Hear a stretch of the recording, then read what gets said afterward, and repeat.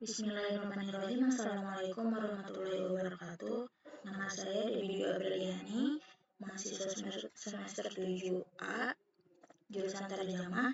Di sini saya akan menjelaskan mengenai kritik terjemahan berita Arab pada BBC News Arabic. Berikut adalah teks Arabnya. Berikut adalah teks terjemahannya. Dan di sini saya akan membahas 6 poin. Yang pertama, interferensi struktural. Yang kedua, ejaan POEB dan tanda baca. Yang ketiga, transliterasi. Yang keempat, register. Yang kelima, kesalahan makna. Dan yang keenam, saran terjemahan. Yang pertama adalah interferensi struktural. Struktur kalimat yang diawali dengan keterangan tempat meniru pola bahasa Arab. Dalam kalimat amma fil maghrib faqat, dalam bahasa Indonesia struktur ini lebih alami jika disederhanakan menjadi sedangkan di Maroko. Yang kedua adalah ejaan POEB dan tanda baca. Penggunaan tanda kutip dalam terjemahan masih menunjukkan adanya interferensi struktural dari bahasa Arab.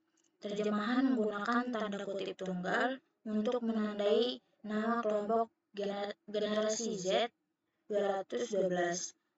Padahal menurut POEB seharusnya digunakan tanda kutip ganda. Yang selanjutnya adalah transliterasi. Pada nama Omar al-Bashir dalam teks Arab diterjemahkan menjadi Omar al-Bashir yang mengikuti transliterasi barat. Yang kedua, nama negara Al-Maghrib ditulis sebagai Maroko dalam bahasa Indonesia. Sedangkan secara transliterasi literal seharusnya ditulis Al-Maghrib, tetapi dalam praktik resmi Indonesia digunakan bentuk adaptasi Maroko. Selanjutnya, aspek register. Pada teks Arab tersebut, register yang digunakan adalah register jurnalistik karena ditulis dengan gaya berita yang informatif, naratif, dan ekspresif, bukan register akademik atau sastra. Selanjutnya adalah kesalahan makna.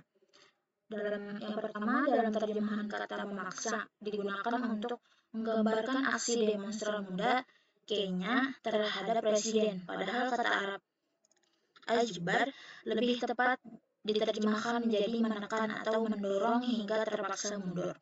Yang kedua, terjemahan istilah afaqo afdol yang diterjemahkan sebagai masa depan yang lebih baik, padahal istilah tersebut lebih tepat diterjemahkan sebagai prospek yang lebih baik yang mencakup aspek ekonomi, sosial, dan juga politik.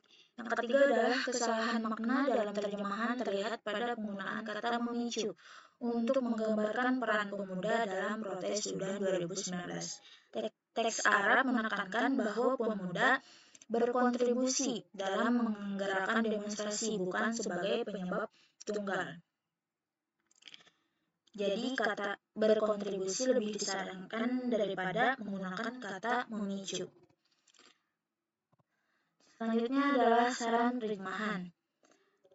Dari hasil analisis kritik terjemahan tersebut, saran terjemahan yang dapat saya berikan adalah ia juga mengutip peristiwa serupa dari protes kaum muda yang menuntut perubahan politik di Sudan, demonstrasi besar yang dipimpin oleh pemuda berpengalaman di bidang teknologi, berkontribusi dalam menggulingkan Umar al-Bashir.